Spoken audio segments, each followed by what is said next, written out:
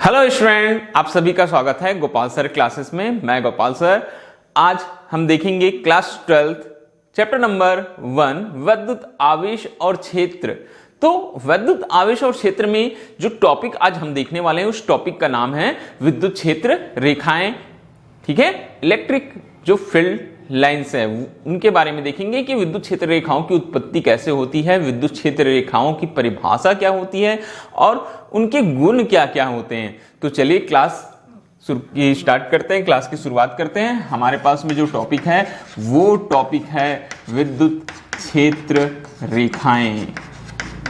ये हमारा टॉपिक है, नाम है इसका इलेक्ट्रिक फील्ड लाइन। ठीक है, इलेक्ट्रिक फील्ड लाइन। तो शुरुआत से हम आपको सारी चीजें बताते हुए चलते हैं। बोलते हैं कि विद्युत क्षेत्र रेखाओं की जो खोज है वो की थी माइकल फैराडे ने। किसने की थी? माइकल फैराडे ने। तो कैसे पता चला माइकल फैराडे को कि विद्युत क्षेत्र रेखाएं क्या होती है या किस प्रकार से होती है? तो देखिए क्या बोलता है। माइकल फैराडे ने देखा कि कोई एक विद्युत क्षेत्र है, ये क्या चीज है? ये एक विद्युत क्षेत्र है। ठीक है, अब जनरल सी बात है, विद्युत क्षेत्र मतलब किसी न किसी आवेश के कारण बना होगा। तो ये विद्युत क्षेत्र मान के चलते हैं एक पॉजिटिव चार्ज के कारण क्रिएट हुआ है या बना हुआ है। एक प्लस क्यू है, उसके आसपास के चारों ओर का क्षेत्र जहां तक उसका प्रभाव होगा कौन सा क्षेत्र कहलाएगा? उसका विद्युत क्षेत्र कहलाएगा। तो ये प्लस क्यू चार्ज के कारण एक विद्युत क्षेत्र का निर्माण हुआ। यहां हम एक अन्य कोई धनावेश लेकर आते हैं। यहां मैंने एक अन्य धनावेश लेकर आ गया, ये प्लस क्यू। ठीक है, तो ये जो अन्य धनावेश है जिसको मैंने बाहर से लेकर आया है कहीं से, तो ये धनावेश और विद्युत क्षेत्र जिसके कारण उत्पन्न हुआ वो धनावेश के कारण इस पर ये जो प्लस क्यू चार्ज हम लेकर आए, क्या होगा? एक यहां एक स्थिर विद्युत बल कार्य करेगा। ठीक है, ये जो प्लस क्यू चार्ज है वो एक बल का अनुभव करेगा। अब यहां जिस प्रकार से मैंने बताया उस हिसाब से तो कौन सा बल लगेगा? ये प्रतिकर्षण बल लगेगा। अब प्रतिकर्षण बल लगने के कारण ये जो प्लस क्यू चार्ज है वो क्या करने लगेगा? गति करने लगेगा। क्या करने लगेगा? गति करने लगेगा। इतनी बात आपको समझ में आ गई होगी। फिर से सुनिए, एक विद्युत क्षेत्र था, हमने मान लिया प्लस क्यू चार्ज के कारण निर्मित हुआ। वहां हमने एक अन्य धनावेश लेकर आए। कौन सा धनावेश लेकर आते हैं? हम प्लस क्यू लेकर आते हैं। तो ये जो प्लस क्यू लेकर आए उस पर क्या कार्य कर रहा है? एक स्थिर विद्युत बल कार्य कर रहा है। अब इस पर स्थिर विद्युत बल कार्य है, तो बल के प्रभाव से ये जो प्लस क्यू चार्ज है, जो बल लग रहा है उसके प्रभाव से, बल किस पर लग रहा है? ये जो बाद में हमने लेकर आए उस पर बल लग रहा है। तो बोलते हैं कि ये जो प्लस क्यू चार्ज है वो क्या करने लगता है? गति करने लगता है। क्या करने लगता है? गति करने लगता है। तो गति करने लगता है तो दो महत्वपूर्ण चीजें होती है। सबसे पहली बात, जब ये गति करने लगता है तो बोलता है अगर ये जो स्थिर विद्युत बल है, ठीक है, क्या है? बोलता है स्थिर विद्युत बल है, उसका जो मान है वो अगर कैसा हो? बोलता है एक समान हो। कैसा हो? बोलता है एक समान हो। तो जो गति होती है, ठीक है, इस आवेश की जो गति होती है वो कहां होती है? बोलता है एक सरल रेखा में होती। कहां होती है? एक सरल रेखा में। और दूसरी महत्वपूर्ण बात, अगर ये जो विद्युत बल है वो कैसी हो? बोलता है परिवर्ती हो, मतलब उसका मान लगातार क्या होते रहे? बदलते रहे। ठीक है, उसका मान लगातार क्या होते रहे? बोलता है बदलते रहे। तो ये गति सरल रेखा ना होकर क्या हो जाती है? बोलता है वक्रीय। कैसी गति हो जाती है? बोलता है ये वक्रीय रेखा में गति हो जाती है। ठीक है, वक्रीय रेखा मतलब कर्व सरफेस, वो कैसे भी मूव हो सकती है। तो इतनी चीज सबसे पहले आप ध्यान रखिए। फिर से सुनिए क्या बताएं। एक विद्युत क्षेत्र है, विद्युत क्षेत्र किसी आवेश के चारों ओर का वह क्षेत्र जहां तक उसका प्रभाव होता है। वहां हमने एक अन्य आवेश लेकर आए तो वो अन्य आवेश क्या करता है? एक स्थिर विद्युत बल का अनुभव करता है। और कैसे किया वो मैंने आपको समझा दिया, क्योंकि विद्युत क्षेत्र भी जो निर्मित हुआ होगा किसी न किसी आवेश के कारण निर्मित हुआ होगा। तो जो दूसरा चार्ज है उस पर एक स्थिर विद्युत बल लगेगा। अब विद्युत बल के प्रभाव से वो क्या करने लगता है? बोलता है गति करने लगता है। तो गति करने लगेगा स्थिर विद्युत बल से। तो ये दो तरह से संभव होता है। अगर बोलता है लगने वाला स्थिर विद्युत बल एक समान हो तो वो एक सरल रेखा में गति करता है, मगर अगर बल कैसा हो, बोलता है परिवर्ती हो, तो कौन सी रेखा में, वक्रीय रेखा में गति करता है। यहीं से हमको मिलता है विद्युत क्षेत्र रेखा का डेफिनेशन। बोलते हैं कि विद्युत क्षेत्र में एकांक धनावेश जिस पथ पर गति करता है वो पथ क्या कहलाता है, विद्युत क्षेत्र रेखा कहलाता है। ठीक है, तो चलिए हम इसकी परिभाषा लिखते हैं। परिभाषा में आ जाते हैं हम। परिभाषा क्या बोलेंगे कि किसी विद्युत क्षेत्र में एकांक धनावेश जिस पथ पर क्या करता है, गति करता है, उस पथ को, पथ मतलब होता है रास्ता, जिस रास्ते पर वो क्या करता है, गति करता है, उस पथ को क्या कहते हैं, विद्युत क्षेत्र रेखा कहते हैं।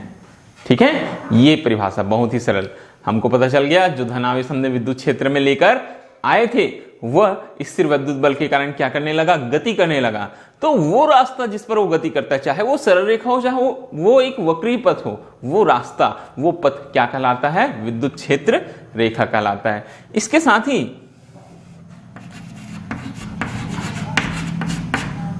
ठीक है, इसके साथ ही हम एक और परिभाषा दे सकते हैं। तो चलिए देखते हैं हम क्या परिभाषा देंगे। जो हमारी जो दूसरी जो महत्वपूर्ण परिभाषा बनेगी वो इस प्रकार से बनती है। देखो उसी है, इसके साथ ही हम एक और परिभाषा दे सकते हैं। तो चलिए देखते हैं वो परिभाषा क्या है। हम बोल सकते हैं कि विद्युत क्षेत्र रेखा जो है विद्युत क्षेत्र में खींचा गया वह निष्कोण वक्र होती है जिस पर एकांक धनावेश गमन करता है। सेम परिभाषाएं हैं, चाहे आप ऐसे बोलो चाहे आप ऐसे बोलो, दोनों का मतलब एक ही है। मैं फिर से एक बार रिपीट कर देता हूं। किसी विद्युत क्षेत्र रेखा में बोलते हैं एकांक धनावेश जिस पथ पर गमन करता है, गति करता है, उस पथ को हम क्या बोलते हैं, विद्युत क्षेत्र रेखा बोलते हैं। अथवा विद्युत क्षेत्र रेखा विद्युत क्षेत्र में खींचा गया वह निष्कोण वक्र होती है जिस पर क्या बोलता है, एकांक धनावेश क्या करता है, गमन करता है। सिंपली शब्दों में बोला जाए कि धनावेश जिस रास्ते पर चलेगी वही रास्ता क्या कहलाएगा, विद्युत क्षेत्र रेखा कहलाएगा। बातें आपको समझ में आ गई होगी, फिर से सुन लीजिएगा एक बार फिर से। मैं रिपीट कर रहा हूं सारी चीजें। बोलते हैं विद्युत क्षेत्र रेखाओं की जो खोज है वो खोज किया है माइकल फैराडे ने। माइकल फैराडे ने क्या देखा भाई, माइकल फैराडे ने देखा कि एक विद्युत क्षेत्र में अगर हम कोई धनावेश लाते हैं, विद्युत क्षेत्र में क्या लाते हैं, धनावेश, एक विद्युत क्षेत्र बनाए और क्या लेकर आ गए हमने वहां, एक धनावेश। तो वो धनावेश क्या करेगा, एक स्थिर विद्युत बल का अनुभव करेगा। रीजन साफ था कि वहां जो विद्युत क्षेत्र निर्मित है वो किसी न किसी अन्य आवेश के कारण निर्मित हुआ होगा, तो वहां एक स्थिर विद्युत बल लगेगा। ठीक है, चाहे वो बल आकर्षण हो या प्रतिकर्षण, मगर यहां मैंने जिस एग्जांपल से आपको समझाया उसके हिसाब से प्रतिकर्षण बल लगेगा। तो ये जो आवेश है वो क्या करने लगेगा, गति करने लगेगा। अब गति कर रहा है तो मैंने दो कंडीशन बताई, अगर स्थिर विद्युत बल एक समान होगा तो गति कैसा होगा, एक सरल रेखा में होगा, और जब परिवर्ती होगा तो गति कैसा होगा, वक्री पथ में होगा। तो एकांक धनावेश जिस पथ पर गति करता है उसे हम क्या कहते हैं, विद्युत क्षेत्र रेखा, या बोल सकते हैं आप कि विद्युत क्षेत्र रेखा विद्युत क्षेत्र में खींची गई वह निष्कोण वक्र होती है जिस पर एकांक धनावेश गमन करता है। तो विद्युत क्षेत्र रेखा की परिभाषा आपको समझ में आ गई होगी। ठीक है, क्या याद रखेंगे, एक ही चीज याद रखिए बार बार दोहराइए कि धनावेश जो पॉजिटिव चार्ज है जिस पथ पर गति करता है वो विद्युत क्षेत्र रेखा रहती है। 4 बार बोलिए, आंख बंद कीजिए कि धनावेश के चलने का जो पथ है, धनावेश का जो रास्ता है वो क्या कहलाती है? विद्युत क्षेत्र रेखा कहलाती है। ठीक है, आपको याद हो जाएगा इलेक्ट्रिक फील्ड लाइंस। अब चलिए कुछ महत्वपूर्ण चीजें और है इसमें, हम देखते चलते हैं।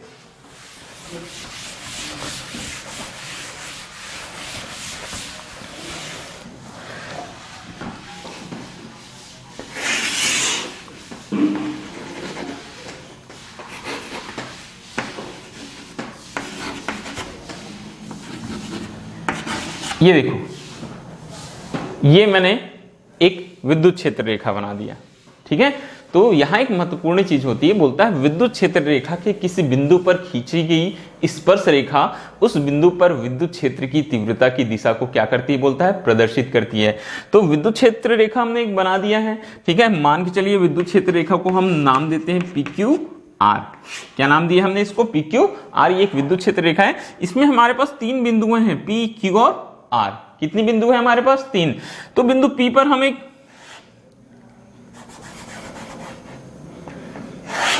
स्पर्श रेखा खींच देते हैं, वैसे ही Q पर भी एक स्पर्श रेखा खींच देते हैं और वैसे ही R पर भी एक स्पर्श रेखा खींच देते हैं।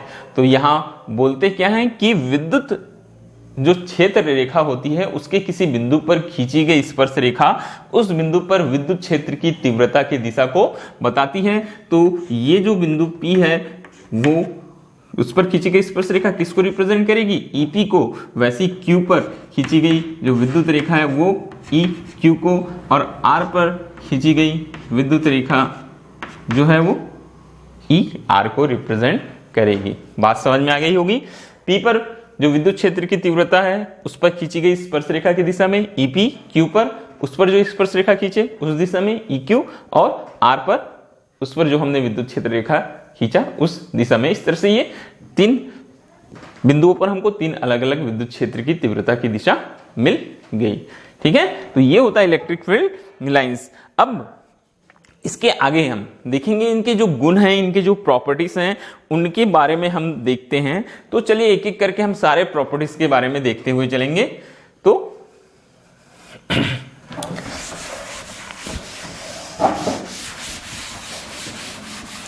तो सबसे पहली प्रॉपर्टी की बात करते हैं। सबसे जो पहली प्रॉपर्टी होती है वो बोलता है कि विद्युत क्षेत्र रेखाएं जो होती है, ठीक है, ध्यान से सुनते जाएंगे। ठीक, आपका नोट्स बनाने का काम है या फिर आपको लिखने का काम है वो बुक से भी देख के कर सकते हैं, या आप ऐसा बोलेंगे कि सर आप प्रोवाइड कराइए तो मैं आपको PDF वगैरह जो भी है इसका मैं आपको प्रोवाइड करा दूंगा, मगर जो चीज है वो आप ध्यान से समझते चलिएगा। सबसे पहले गुण में आप लिख सकते हैं, अक्सर एग्जाम्स में अगर ये क्वेश्चन पूछा जाता है तो आपको 3 गुण या 5 गुण पूछा जाता है। मैं आपको 5-6 गुण आपको समझा देता हूं बहुत अच्छे से, आप आसानी से सारे गुण लिख सकते हैं। तो सबसे पहला नंबर का गुण बोलते हैं विद्युत क्षेत्र जो रहती है वो धनावेश से प्रारंभ होती है और ऋणावेश पर जाकर क्या हो जाती है? बोलते हैं समाप्त हो जाती है। फर्स्ट कहां से निकलती है? धनावेश से निकलती है और ऋणावेश पर जाकर क्या होती है? समाप्त हो जाती है। ये पहला गुण होता है। ठीक है, हमेशा याद रखिएगा, प्लस से निकलती है, माइनस पर जाकर क्या हो जाती है? समाप्त हो जाती है।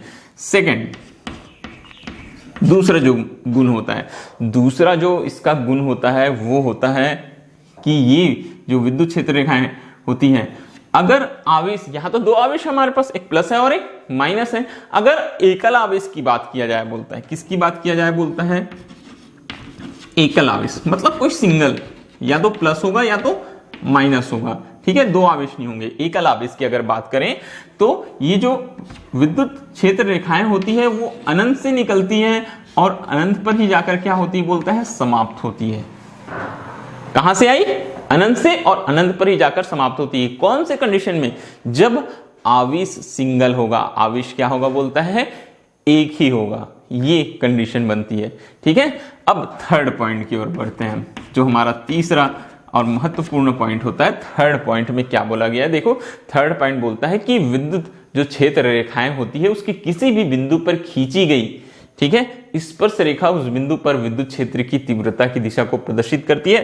थर्ड पॉइंट आपको इस डायग्राम में दिखाई दे रहा है कि एक विद्युत क्षेत्र रेखा है पी क्यू आर, उसके बिंदु पी क्यू और आर पर हमने स्पर्श रेखा खींचा है। तो स्पर्श रेखा जो है वो विद्युत क्षेत्र की तीव्रता की दिशा को प्रदर्शित करती है।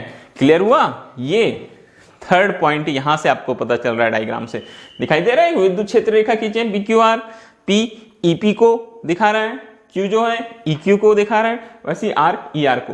तो अगर हम किसी भी बिंदु पर, कोई भी बिंदु ले लीजिए आप, अगर वहां आप स्पर्श रेखा खींचेंगे तो जो स्पर्श रेखा होती है वो विद्युत क्षेत्र की तीव्रता की दिशा को क्या करेगी?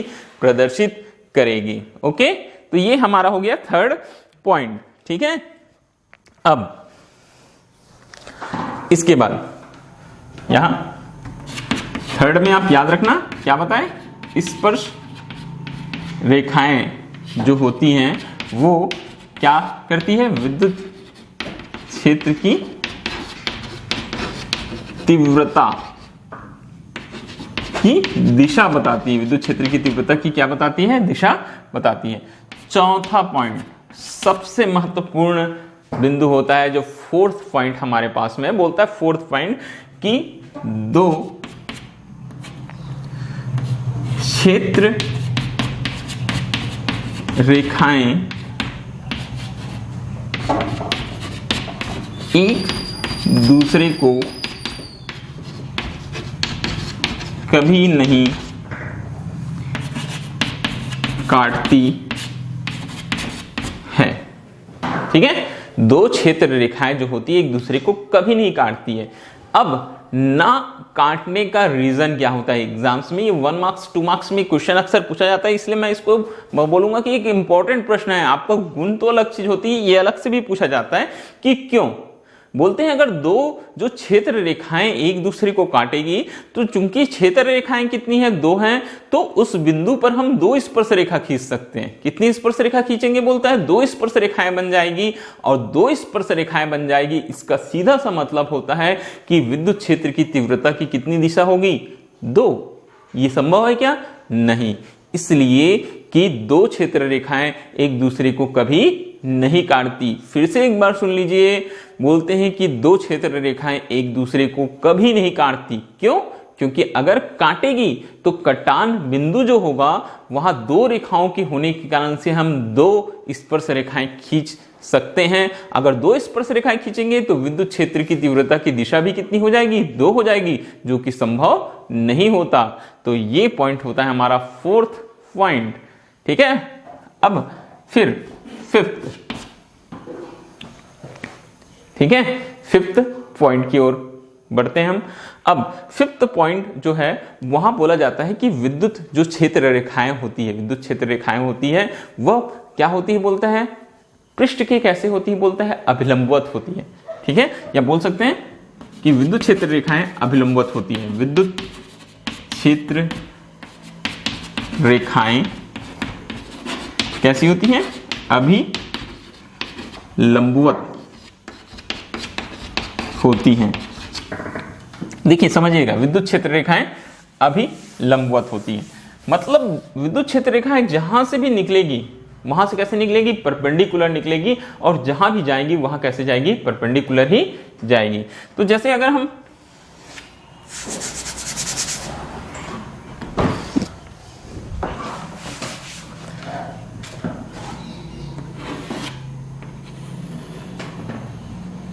यहां में एक अगर पॉजिटिव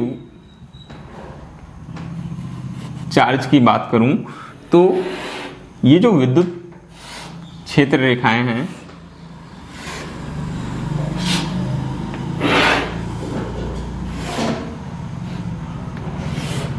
ये कैसे होंगी? आवेश कैसे बाहर निकलेगी? ये अभिलंबवत। ये चूंकि धनावेश से बाहर जाती है इसलिए ये अभिलंबवत क्या होंगी? बाहर निकलेंगी। अगर हम ऐसे ही यहां एक निगेटिव चार्ज की भी बात करते हैं, चलिए देख लेते हैं उसको भी। माइनस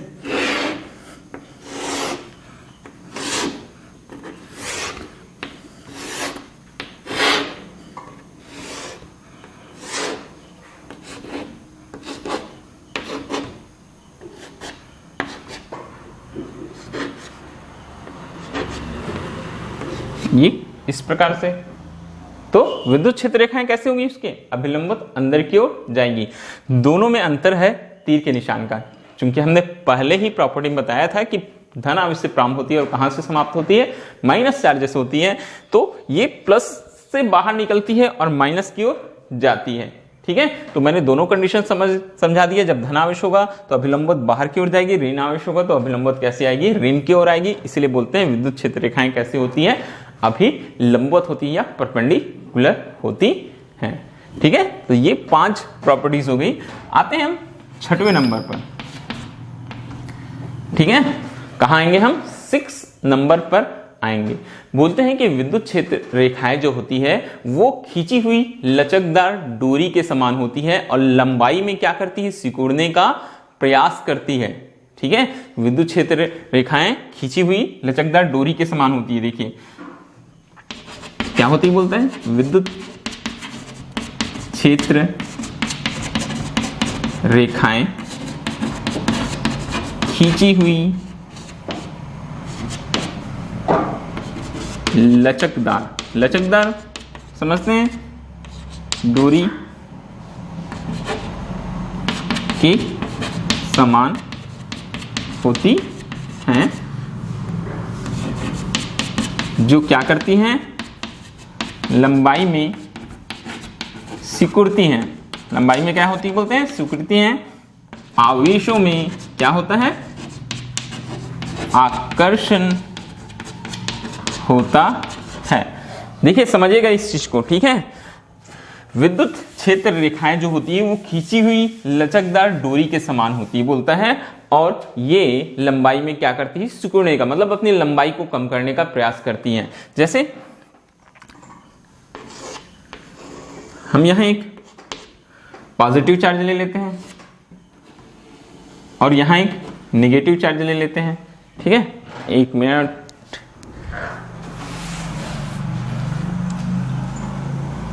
यहां मैं एक ले लिया पॉजिटिव चार्ज और यहां मैं ले लिया एक नेगेटिव चार्ज। तो ये विद्युत क्षेत्र रेखा है। ये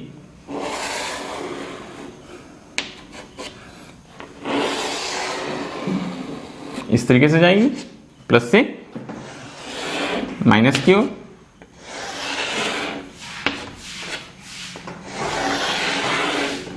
ठीक है, प्लस से माइनस की ओर।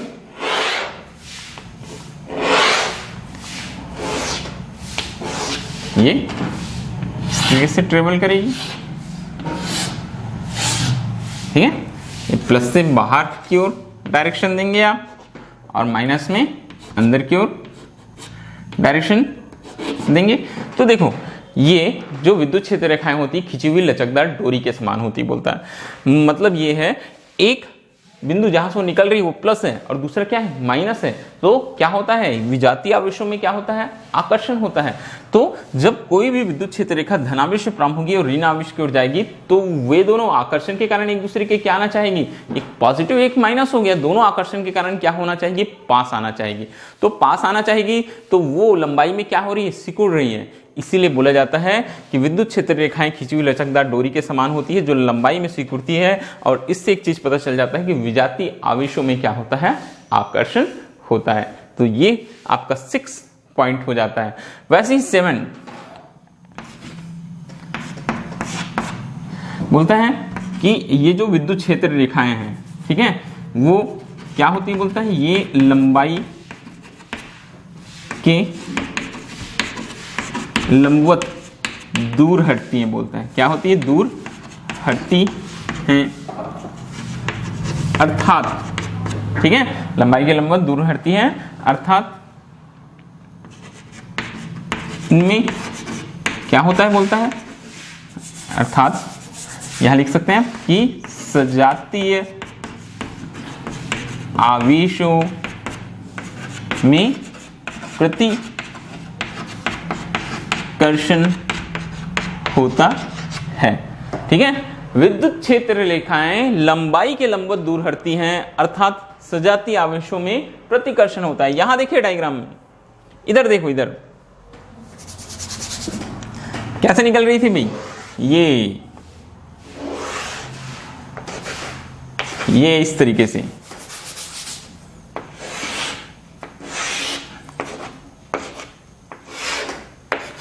ये देखो क्या हो रहा है यहां, ये प्लस आवेश निकला उधर चला गया, ये भी निकला, तो ये लंबाई के लंबवत एक दूसरे से क्या हो रही है, दूर हट रही है। ठीक है, ये लंबाई के लंबवत बोलते हैं एक दूसरे से दूर जाने का प्रयास करती है, एक दूसरे से दूर हटने का प्रयास करती है। क्यों दूर जाती है, क्योंकि दोनों जो है धनावेश से निकल रही है। ठीक है, इसलिए एक दूसरे से क्या होती है, दूर हटने का प्रयास करती है। और इससे हमको क्या चीज समझ में आती है कि जो सजातीय आवेश होते हैं उनमें क्या होता है, प्रतिकर्षण होता है। तो ये होता है उसका छठवां गुण। कौन सा गुण आ गया, छठवां, सॉरी सातवां गुण आ गया। क्या आ गया, सातवां गुण हो गया। अब हम देखो, हमको जनरली 5 या 3 याद करने की जरूरत होती है, मैंने आपको 7 बता दिया। इसी में एक और ऐड कर रहा हूं मैं, इसका जो 8वां गुण होता है। ठीक है, 8वां जो गुण होता है, 8वां गुण क्या बोलता है, देखिए अर्थ गुण क्या होता है, बोलता है जहां विद्युत क्षेत्र प्रबल होता है, जिस जगह पर विद्युत क्षेत्र क्या होता है, प्रबल होता है, वहां विद्युत बल रेखाएं सघन होती है। जहां विद्युत क्षेत्र का मान प्रबल होगा मतलब अधिकतम होगा, वहां विद्युत क्षेत्र, जैसे इस जगह में जहां पॉजिटिव चार्ज है वहां विद्युत क्षेत्र क्या होगा, प्रबल होगा। तो यहां देखिए पास पास दिखाई दे रही है विद्युत बल रेखाएं, कैसे दिखाई दे रही है, पास पास, मतलब यहां विद्युत बल रेखाएं क्या है, सघन है। और थोड़ा आगे चले गए यहां, ठीक है, तो यहां जब हम थोड़ा सा आगे चले जाते हैं तो क्या होता है, आगे चले जाने पर, ठीक है, जब हम आगे चले जाते हैं तो आगे चले जाने पर विद्युत क्षेत्र रेखा कैसी हो जाती है, या विद्युत क्षेत्र क्या हो जाता है, दुर्बल हो जाता है। तो विद्युत क्षेत्र रेखाएं कैसी हो जाती है, विरल। बोलने का अर्थ यही है कि जहां विद्युत क्षेत्र का मान अधिक होगा वहां विद्युत क्षेत्र रेखाओं की संख्या अधिक होगी, और जहां विद्युत क्षेत्र का मान अगर कम होता है, ठीक है, तो विद्युत क्षेत्र रेखाओं की संख्या भी क्या हो जाएगी, कम हो जाएगी। तो इस तरीके से हमने आपको कितने गुण बता दिया, 8 गुण बता दिया। ठीक है, 8 गुण बता दिया। चलिए एक छोटा सा और चलते हैं, कम से कम आपको 4 या 5 याद रखने हैं। ठीक है, 8 गुण मैंने बता दिए। अब 8 गुण हो गए हमारे पास, 8वां नहीं लिखा हूं, लिख देता हूं अगर आप लोग नोट करना चाहते हैं तो। ठीक है, आप यहां लिख सकते थे कि प्रबल विद्युत क्षेत्र में विद्युत क्षेत्र रेखाएं सघन और दुर्बल विद्युत क्षेत्र में कैसे होती हैं, विरल होती हैं। ठीक है, ये 8 हो गया। अब एक चीज और देखिए, देखो इधर, ठीक है, फिर से डायग्राम से समझिए। ये अगर कोई पॉजिटिव चार्ज है और ये भी कोई क्या है, पॉजिटिव चार्ज है, तो अब बात करते हैं विद्युत क्षेत्र रेखाओं की। तो विद्युत क्षेत्र रेखाएं निकलती कहां से, विद्युत क्षेत्र रेखाएं कहां से निकलेगी, ठीक है, तो देखो अब यहां पॉजिटिव चार्ज, विद्युत क्षेत्र रेखाएं इस तरह से बाहर जाएगी, ये वैसी इधर भी होगा,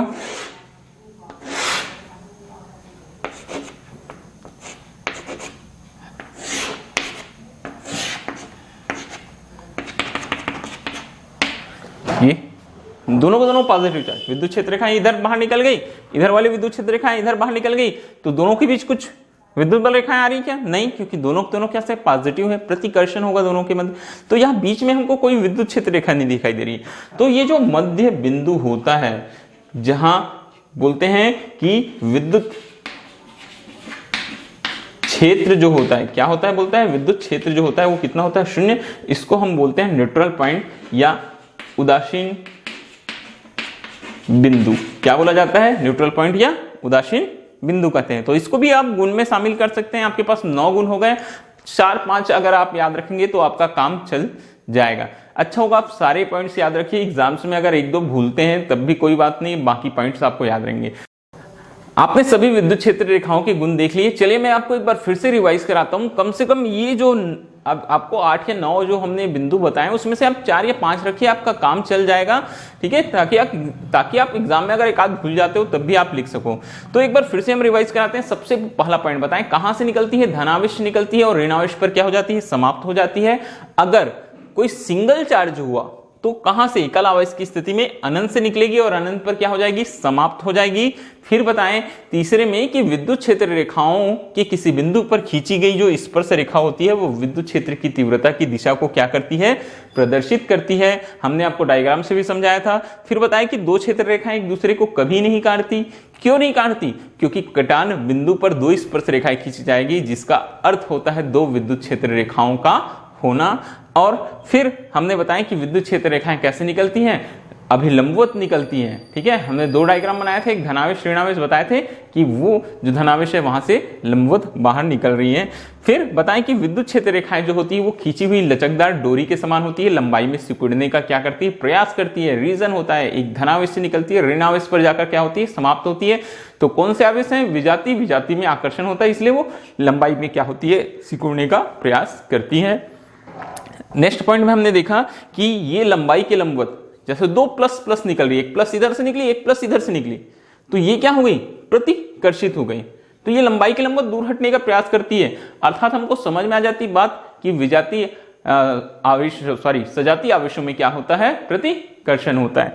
फिर हमने आपको नेक्स्ट जो पॉइंट था हमारे पास में, हमारा जो 8वां पॉइंट है, वहां बताया कि जो विद्युत क्षेत्र रेखाएं होती है वो प्रबल विद्युत क्षेत्र में सघन होती है और दुर्बल विद्युत क्षेत्र में कैसे होती है, विरल होती हैं, उनकी संख्याएं कम हो जाती है।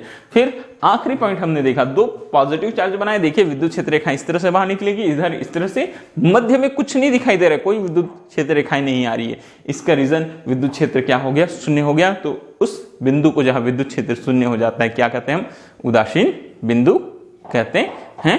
तो ये हो गई आपकी क्लास आज की, विद्युत क्षेत्र रेखाएं किसे कहते हैं और उसके गुण। ध्यान से सुनिए, अच्छे से समझिएगा सारी चीजें। ओके, तो चलिए अब नेक्स्ट क्लास में मिलेंगे आप सभी से। Thank you.